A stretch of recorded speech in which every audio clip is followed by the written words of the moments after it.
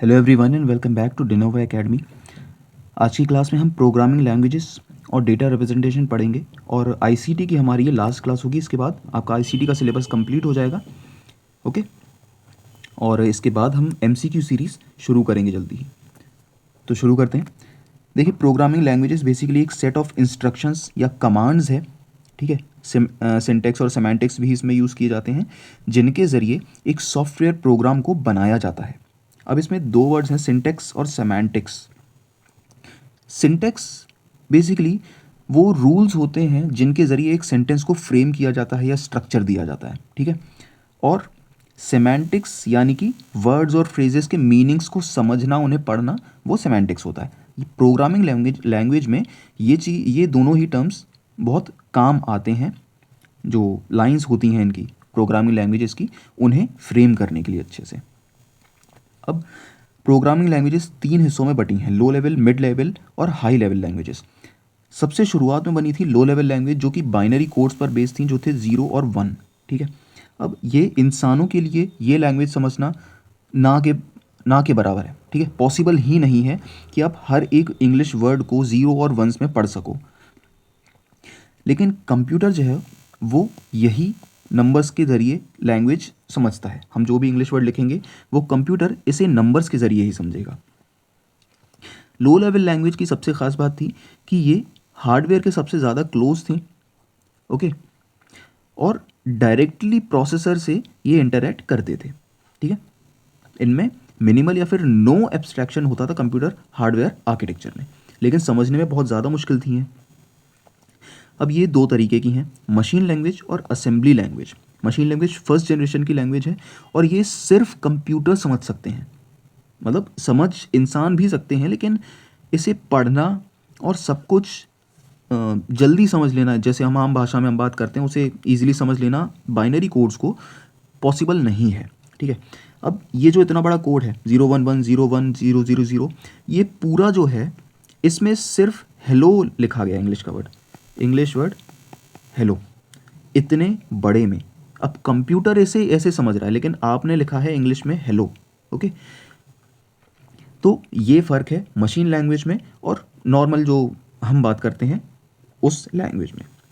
लेकिन क्योंकि कंप्यूटर इसी लैंग्वेज में समझता है, तो प्रोग्रामिंग जो है, कोड्स जो हैं, वो हमें इस लैंग्वेज में ही चाहिए, ठीक है, रेडी चाहिए। हम लिखें या ना लिखें, लेकिन हमें इस फॉर्मेट में ही ये कोड्स चाहिए।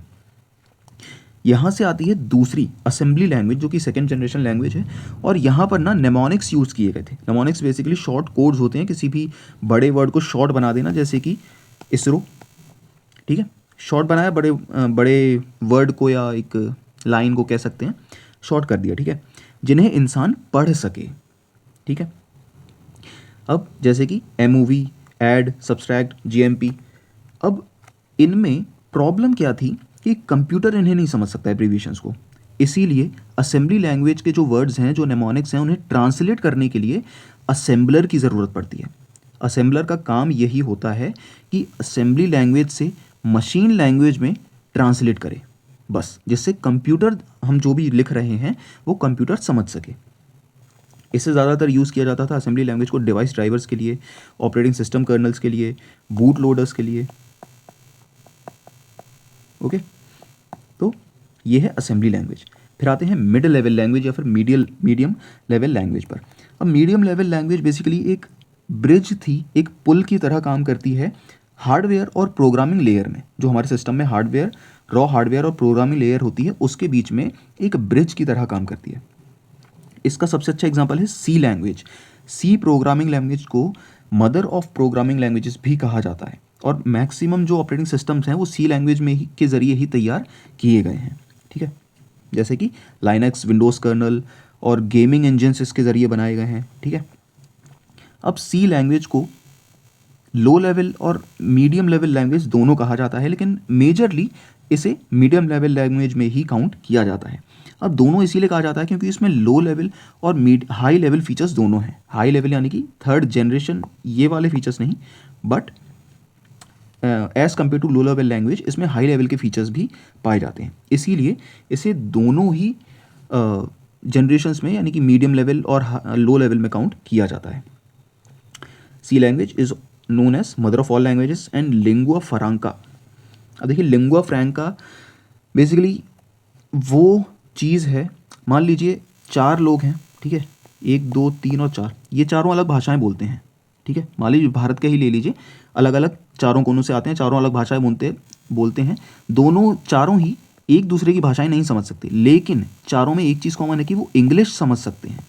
ओके, तो लिंगुआ फ्रैंका बेसिकली एक ऐसी कॉमन लैंग्वेज है जो अलग अलग लैंग्वेज बोलने वाले लोग भी समझ सकते हैं, ठीक है। आज के समय में इंग्लिश लिंगुआ फ्रैंका है। ओके, यानी कि अलग अलग तरह की भाषाएं बोलने वाले भी, मान लीजिए नॉर्थ ईस्ट से अगर कोई और कुछ भाषा बोल रहा है वो उसे इंग्लिश आती है, ठीक है। सेंट्रल इंडिया में जो लोग रह रहे हैं उन्हें इंग्लिश आती है, एक मराठी स्पीकिंग इंसान को भी इंग्लिश आती है, साउथ में जो रह रहा है उसे भी इंग्लिश आती है। ओके, तो ये है, इसीलिए सी को जो है लिंगुआ फ्रैंका कहा जाता है प्रोग्रामिंग लैंग्वेजेस की। अब आते हैं हाई लेवल लैंग्वेज पर। हाई लेवल लैंग्वेज जिन्हें हम प्रेजेंटली यूज़ करते हैं, जो इंसान पढ़ सकते हैं और प्रोग्रामिंग आसानी से कर सकते हैं, वो है high level languages at present, ठीक है। Advanced computer programming language HLL में आती हैं। अब इसके सबसे अच्छे एग्जांपल्स हैं बेसिक, सी इसमें भी आती है, ठीक है, फोर्ट्रान, जावा, पास्कल, ये सभी। अब ये है एक एग्जांपल, इसके ज़रिए आप आसानी से समझ लेंगे, ठीक है।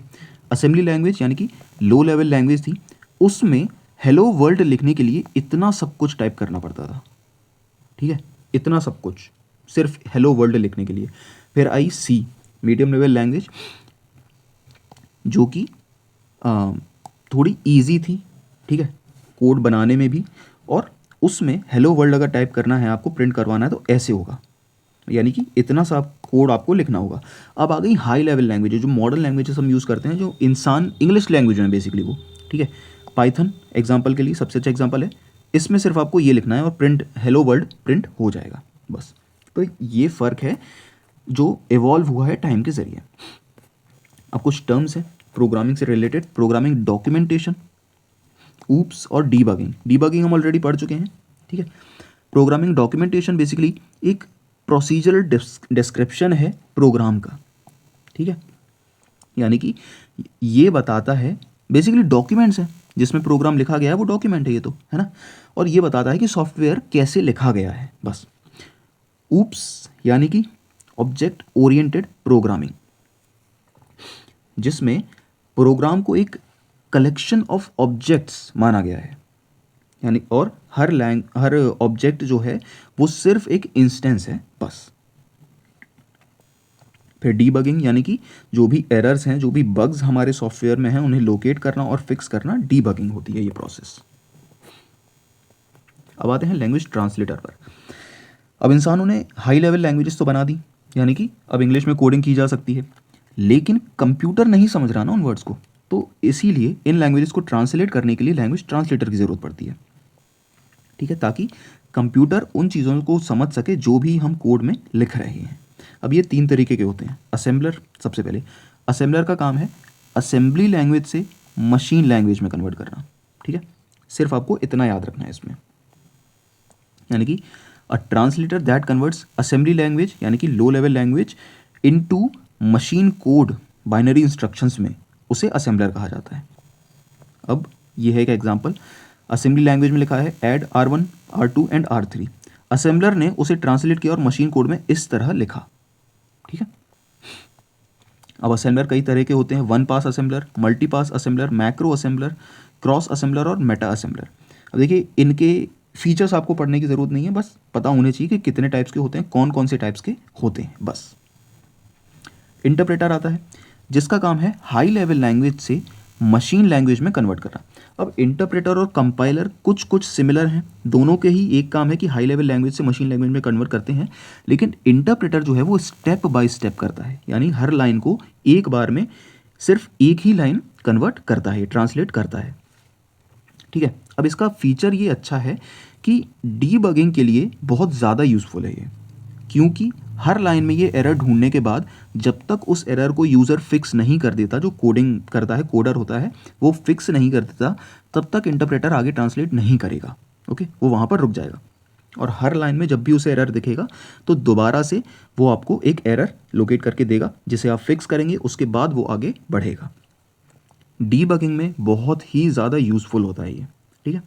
अब ऑल्दो प्रोसेस इसकी स्लो है इंटरप्रेटर की, लेकिन काफ़ी काम की चीज़ है ये। अब types of interpreter, byte code interpreter, Python Java JVM, JIT interpreter, tree walk interpreter and command line interpreter, जो कि शेल कमांड्स के लिए यूज़ की जाती है। शेल कमांड्स हम पढ़ चुके हैं ऑपरेटिंग सिस्टम्स वाली क्लास में, ओके। अब आते हैं तीसरा, कंपाइलर। कंपाइलर का भी काम है हाई लेवल लैंग्वेज से मशीन लैंग्वेज में कन्वर्ट करना, लेकिन इसमें डिफरेंस ये है कि ये पूरा प्रोग्राम एक ही बार में ट्रांसलेट कर देता है और एक एग्जीक्यूटेबल फाइल आपको दे देता है, जिसे आप रन कर सकते हैं बस, ओके। अब हर हाई लेवल लैंग्वेज के लिए एक सेपरेट कंपाइलर की ज़रूरत पड़ती है, okay. Maximum number of times अगर आप आपके पास कोई हाई लेवल लैंग्वेज है जिसमें आप कोडिंग कर रहे हैं, तो आपको उसके लिए एक सेपरेट कंपाइलर की ज़रूरत ही पड़ेगी, और बस पूरा एक ही बार में इन वन गो इसे ट्रांसलेट करके और आपको एक एग्जीक्यूटेबल फाइल ये प्रोवाइड करवा देता है, जिसे आप रन कर सकते हैं।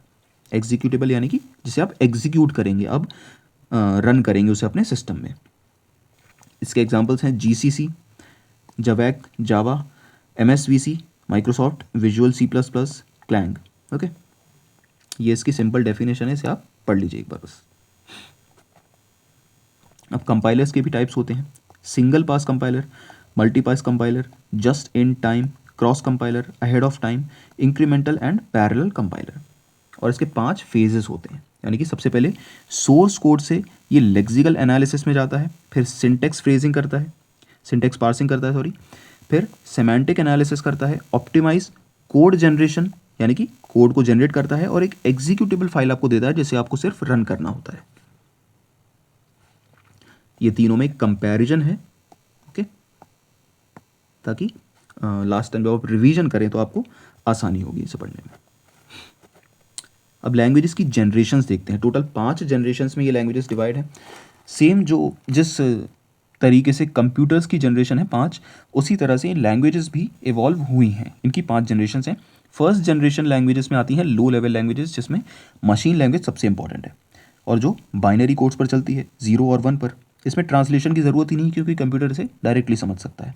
सेकेंड जनरेशन में आती हैं असेंबली लैंग्वेज, जिसे असेंबलर की ज़रूरत पड़ी ट्रांसलेट करने के लिए, और ये नेमोनिक्स यूज़ करते थे, यानी कि एब्रीविएशंस यूज़ करते थे। Third generation language high level languages हैं और ह्यूमन ओरिएंटेड लैंग्वेजेस, यानी इंसान इसे समझ सकते हैं। इंसानों से इंटरेक्ट करने के लिए इन लैंग्वेजेस को बनाया गया है, ताकि ईजिली कोडिंग की जा सके, प्रोग्राम्स को लिखा जा सके। इसका सबसे अच्छा एग्जाम्पल है जावा, ठीक है। अब इसमें इंग्लिश वर्ड्स और मैथमेटिकल नोटेशंस का यूज़ किया गया, लेकिन इसके लिए कंपाइलर और इंटरप्रेटर की ज़रूरत पड़ती है। ये हैं एग्जाम्पल थर्ड जनरेशन लैंग्वेजेस के, okay. Fortran, COBOL, BASIC, Pascal, C, C plus plus, Java, Python, JavaScript. फिर फोर्थ जनरेशन लैंग्वेजेस जो थी वो प्रॉब्लम ओरिएंटेड थी, ना कि प्रोसीजर ओरिएंटेड, ओके। ये डिफरेंस पता होना बहुत ज़रूरी है, और इसमें कोडिंग मिनिमल होती है, यानी कि मिनिमल कोडिंग रिक्वायर्ड है इनमें। अब इसके एग्जांपल्स हैं एसक्यूएल, जिसे डेटाबेस मैनेजमेंट के लिए ज़्यादातर यूज़ किया जाता है, MATLABs, R language, SAS, ABAP, visual basic, Oracle reports और पर्ल, पीएचपी, पाइथन। फिर आती हैं फिफ्थ जनरेशन की प्रोग्रामिंग लैंग्वेजेस। ये हाईएस्ट फॉर्म है लैंग्वेजेस का, और इन्हें बेसिकली डिक्लेरेटिव लैंग्वेज या फिर एआई लैंग्वेज या कॉन्स्ट्रेंट लैंग्वेज कहा जाता है, जो कि एआई की प्रिंसिपल्स पर बेस्ड होती हैं, ठीक है। इनमें विजुअल टूल्स होते हैं जो कि प्रोग्रामिंग को, कोडिंग को बहुत आसान बना देते हैं, यानी यूज़र फ्रेंडली बना देते हैं। हमारी भाषा में कोडिंग करना पॉसिबल हो सकता है इसके ज़रिए। इसके एग्जांपल्स हैं प्रोलॉग, लिस्प, मर्क्यूरी, ओपीएस 5, ठीक है। ये इंपॉर्टेंट एग्जांपल्स हैं इसके। इन्हें आर्टिफिशियल लैंग्वेजेस को बनाने में यूज़ ज़्यादातर किया जाता है, ओके। अब आते हैं एरर्स पर। अब देखिए, इंसान ही गलतियां करता है ना, इंसान गलती का पुतला है, तो जब भी प्रोग्रामिंग इंसान करता है तो उसमें गलती तो कुछ ना कुछ होती है, एरर निकलता है, और इस एरर को ही कहते हैं बग, यानी कि एक कीड़ा है जिसे हमें बाहर निकालना है, ओके। अब ये होते हैं 4 तरीके के। सिंटैक्स एरर, यानी कि जो भी रूल्स हमने देखे थे उसका मतलब देखा था सिंटैक्स का, तो जो भी रूल्स हैं लैंग्वेज को फ्रेम करने में, सेंटेंस को फ्रेम करने में, उन्हें जब फॉलो नहीं किया जाता तो वो सिंटेक्स एरर होता है। सेमेंटिक एरर यानी कि ऐसे एरर्स जिन्हें कंपाइलर रिपोर्ट करता है जब कोई मीनिंगफुल प्रोग्राम नहीं होता या फिर उस प्रोग्राम में कोई लाइन जो है वो मीनिंगफुल नहीं है, तब सेमेंटिक एरर आता है। लॉजिकल एरर्स यानी कि एरर जो प्रोग्राम के आउटपुट में आते हैं, ठीक है, यानी कि logical errors leads to undesired और इनकरेक्ट आउटपुट, ठीक है, यानी कि आपने जो प्रोग्राम लिखा है उसका आउटपुट जो है वो गलत आ रहा है, तो वो लॉजिकल एरर आएगा। और रन टाइम एरर यानी कि जब प्रोग्राम को एग्जीक्यूट करते हैं, जब उसे रन करते हैं, उस समय जो एरर्स आते हैं उन्हें रन टाइम एरर्स कहते हैं। अब ये ज़्यादातर क्यों आते हैं? इलीगल ऑपरेशंस की वजह से जो प्रोग्राम में परफॉर्म किए गए हैं। ओके, तो ये हैं 4 तरीके के एरर्स। अब कुछ और टर्म्स हैं प्रोग्रामिंग से रिलेटेड। रिजर्व्ड वर्ड्स यानी कि वो वर्ड्स जिन्हें साइड में रख दिया गया है उनके खुद के यूज़ के लिए, for its own use. Pseudo code ये कोई प्रोग्रामिंग लैंग्वेज नहीं है बल्कि एक इनफॉर्मल वे है किसी प्रोग्राम को डिफाइन करने की। ये किसी सिंटैक्स या रूल्स को फॉलो नहीं करते, इसीलिए इसे स्यूडो कोड कहा जाता है या स्यूडो कोड भी कह सकते हैं। कंट्रोल स्ट्रक्चर एक स्टेटमेंट या ब्लॉक है उस स्टेटमेंट का प्रोग्रामिंग लैंग्वेज में जो डिटरमाइन करता है कंट्रोल फ्लो, ठीक है, जो भी इंस्ट्रक्शंस हमने दिए हैं, स्टेटमेंट्स दिए हैं, उनके कंट्रोल फ्लो को ये डिटरमाइन करता है। लूपिंग यानी कि एक ही चक्र में घूमना। कई बार जब आप चैट जीपीटी से भी कुछ सवाल पूछ रहे होंगे तो आपने नोटिस किया होगा कि वो एक ही चक्र में घूमता रहता है ना, सेम आउटपुट को बार बार रिपीट करता रहता है, उसे लूप कहा जाता है। ईव्सड्रॉपिंग ऑलरेडी हम पढ़ चुके हैं, छुपकर बातें सुनना। जो भी साइबर अटैकर्स होते हैं वो मैसेज कंटेंट्स जो हमारे होते हैं उन्हें पढ़ते हैं और उसके ज़रिए हमें नुकसान पहुंचा सकते हैं। Masquerading the attacker impersonates an authorized user and thereby gains certain authorized privilege, यानी कि impersonate करता है, यानी कि किसी सरकारी ऑफिस में एक सरकारी ऑफिसर को impersonate करना यानी कि उसकी आइडेंटिटी चुरा लेना और उसकी तरह एक्ट करना, जबकि आप लीगली वैसे वो नहीं हो, ठीक है। आपने कई केसेस देखे होंगे, एक फर्जी आईएएस पकड़े गए हैं, फर्जी आईपीएस पकड़े गए हैं, ठीक है, टीआई पकड़े गए हैं, वो मैस्करेडिंग में ही आएगा कंप्यूटर के टर्म्स में। Logic bomb piece of code जिसे इंटेंशनली कंप्यूटर में इंसर्ट किया जाता है, ओके, और इसे स्लैग कोड भी कहा जाता है। Okay, application gateway this applies security mechanism to specific applications such as file transfer protocol and telnet services, यानी कि सिक्योरिटी मैकेनिज्म कुछ ही स्पेसिफिक एप्लीकेशंस में ये एप्लीकेबल होता है, जैसे कि एफटीपी या फिर telnet services. Proxy server already हम देख चुके हैं, फायरवॉल की तरह काम करता है जिससे आपका आईपी एड्रेस जिस भी वेबसाइट को आप एक्सेस कर रहे हैं उसे पता नहीं चल सकता, और ये साइबर सिक्योरिटी का एक बहुत ही इंपॉर्टेंट मेजर है। की लॉगर एक सॉफ्टवेयर प्रोग्राम जिसे डिज़ाइन किया जाता है हर की स्ट्रोक को रिकॉर्ड करने के लिए। साइबर अटैकर्स जो होते हैं वो मोस्टली की लॉगर्स का यूज़ करते हैं। पेलोड्स एक कोड है in the worm designed to do more than spread the worm, यानी कि वॉर्म हमने देखा था मेलवेयर में जो आते हैं, अब पेलोड्स को इसी तरह डिज़ाइन किया जाता है लेकिन ये वॉर्म से ज़्यादा नुकसान पहुंचाते हैं। अब एल्गोरिदम क्या है?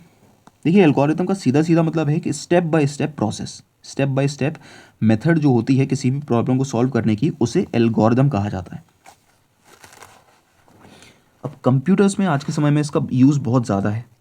फॉर एग्जांपल आपका जो इंस्टाग्राम अकाउंट है या फिर यूट्यूब है, वो स्टेप बाय स्टेप मेथड्स में आपकी जो एक्टिविटीज़ हैं, आप जिस तरह की रील्स देख रहे हैं, शॉर्ट्स देख रहे हैं या वीडियोस देख रहे हैं, उसको सॉल्व करके उसे basically step by step method में उसे पकड़ कर, उसे समझ कर आपको उसी तरह के और वीडियोस को सजेस्ट करता है। और एल्गोरिदम्स इतने स्ट्रांग होते हैं, कई बार आपने नोटिस किया होगा कि इंस्टाग्राम पर जो चीज़ आप सोच रहे हैं, आप अपने मन में सोच रहे हैं कि इस तरह की रील दिख जाए और नेक्स्ट आपको दिख जाती है वो 1-2 मिनट के अंदर ही, है ना। तो वो बेसिकली आपकी एक्टिविटीज़ को ट्रैक करके आपको एक अच्छा एक्सपीरियंस इंस्टाग्राम या फिर किसी भी प्लेटफॉर्म पर प्रोवाइड करवाते हैं। ओके, अब एल्गोरिदम का ही यूज़ होता है गूगल मैप्स में भी, ठीक है, क्योंकि एल्गोरिदम एक स्टेप बाय स्टेप मेथड है प्रॉब्लम सॉल्व करने की। तो बहुत सी जगह बेसिकली जो प्रोग्रामिंग है उसमें इसे यूज़ किया जाता है। अब आते हैं डेटा रिप्रेजेंटेशन पर। देखिए डेटा रिप्रेजेंटेशन बेसिकली वो मेथड्स हैं जिन्हें इंटरनली इंफॉर्मेशन को स्टोर करने के लिए कंप्यूटर यूज़ करता है, ठीक है।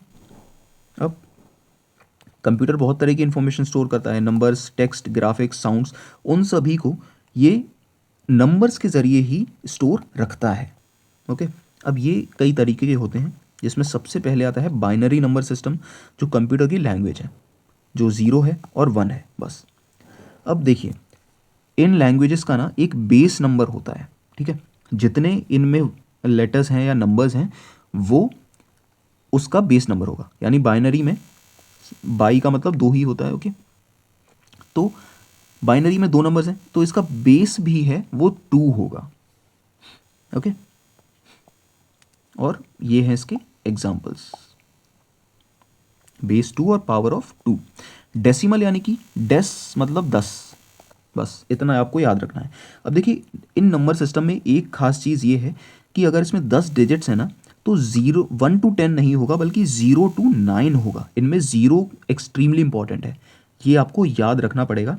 बहुत ही ज़रूरी है कि जब भी आप कन्वर्जन करें बाइनरी टू डेसिमल या डेसिमल टू ऑक्टल, हेक्साडेसिमल, किसी में भी, तो 0 को ज़रूर काउंट करना है। शुरुआत 0 से ही करनी है। कन्वर्जन के भी क्वेश्चंस एमपीपीएससी ने पूछे हुए हैं कई एग्जाम्स में, इसीलिए ये इंपॉर्टेंट है, ठीक है। अब डेसिमल नंबर्स यानी कि 0 से 9 तक जितने भी नंबर्स हैं वो सारे डेसिमल नंबर सिस्टम में आते हैं। फिर आते हैं ऑक्टल। ऑक्टल मतलब कि 8 नंबर्स, यानी कि 0 से 7 तक 8 नंबर्स हो गए बस, और इसका बेस क्या होगा, 8 होगा। जैसे कि ये 8 1 8 64 512 4096 32,768, ओके। तो ये है 8 ऑक्टल नंबर्स। उसके बाद आते हैं हेक्साडेसिमल, जिसमें टोटल 16 नंबर्स होते हैं, लेकिन इसमें थोड़ा सा डिफरेंट है सिचुएशन। यहाँ पे नंबर्स और लेटर्स दोनों हैं, 0 to 9 है नंबर्स, ओके, डेसिमल हो गए। उसके बाद A to F जो हैं 6 लेटर्स हैं इसमें, जिसमें A का मतलब है 10, B का मतलब है 11, C का मतलब है 12, D का मतलब 13, ओके। इस तरह से F तक जाता है ये 15 तक, ओके। और इसका जो बेस नंबर है वो है 16, इस तरह से, ओके। अब देखते हैं एक कंपैरिजन टेबल तीनों की, ओके, डेसिमल, बाइनरी और हेक्साडेसिमल की। देखिए डेसिमल में 0, बाइनरी में 4 zeros और हेक्साडेसिमल में 0 आएगा। फिर 1 यानी कि 00001। अब ये कंपैरिजन टेबल है, इसे आप याद कर सकते हैं क्योंकि इसमें 16 डिजिट्स, 16 नंबर्स टोटल हैं, ठीक है। डेसिमल है 15 तक, बाइनरी है मतलब तीनों ही 15 तक हैं, और 15 तक इसीलिए क्योंकि हेक्साडेसिमल जो है उसके 16 टोटल नंबर्स हैं, और उसमें कंपैरिजन के लिए 15 जो उसमें 15th नंबर है उसे F कहा जाता है, ठीक है। 14th नंबर को E, 13th को D, 12th को C, 11th को B, 10th को A और 9th तक उसमें नंबर्स हैं, ठीक है। तो ये है मेजर डिफरेंस हेक्साडेसिमल और डेसिमल में। ऑक्टल तो 0 से 7 तक ऑक्टल हो गए, यहाँ से यहाँ तक ये ऑक्टल नंबर्स हैं। अब इनमें 2 चीज़ें आपको याद रखनी ही पड़ेंगी। एक तो ये बेसिक कंपैरिजन एटलीस्ट आपको 9 तक याद रखने होंगे, ओके। और ये इजी है, इनमें एक पैटर्न होता है, ठीक है। जैसे कि डेसिमल में जो 1 है वो बाइनरी में लास्ट में 1 आता है, फिर ठीक है। फिर डेसिमल में 2 यानी कि सेकंड लास्ट में 1 आता है। फिर 3 यानी कि लास्ट के दोनों ही डिजिट्स 1 हो जाते हैं। तो एक पैटर्न है जिसे आप इजीली ट्रैक कर सकते हैं, और इसे याद रखने में भी आपको आसानी होगी। एटलीस्ट 9 तक आपको याद करने ही होंगे, ठीक है। जो बड़े नंबर्स होते हैं उन्हें कन्वर्ट करने के लिए ये कन्वर्जन टेबल्स मैंने इसमें प्रोवाइड की हुई हैं, इन्हें आप एक बार पढ़ लीजिए, और इन्हें हम सॉल्व करेंगे MCQ सीरीज़ में, क्योंकि क्वेश्चंस के ज़रिए ही मैथ्स ईजिली सॉल्व हो सकती है। ये कोई थ्योरी नहीं है जिसे आप याद रख लेंगे और एग्जाम में सॉल्व कर देंगे, बट इसे हम क्वेश्चंस के ज़रिए करेंगे तो काफ़ी ईजी होगा याद रखने में भी और समझने में भी, ओके। तो ये पूरी टेबल्स हैं, इसे आप चाहें तो तब तक पढ़ भी सकते हैं, बाइनरी और डेसिमल, ठीक है। बाइनरी और ऑक्टल की है, हेक्साडेसिमल बाइनरी की है, डेसिमल और ऑक्टल की भी है, ओके। डेसिमल और हेक्साडेसिमल और ऑक्टल और हेक्साडेसिमल। तो ये है पूरी कंपैरिजन और कन्वर्जन टेबल्स, और इन्हें आप ज़रूर पढ़ लीजिए, ठीक है। इसके बाद आईसीटी हमारा ख़त्म हो जाएगा और अब हम एमसीक्यू सीरीज़ शुरू करेंगे जल्दी ही, ओके। मंडे या ट्यूसडे से हम इसे शुरू कर देंगे एमसीक्यू सीरीज़। तो ये थी आज की क्लास, मिलते हैं अगली क्लास में, तब तक के लिए गुड बाय।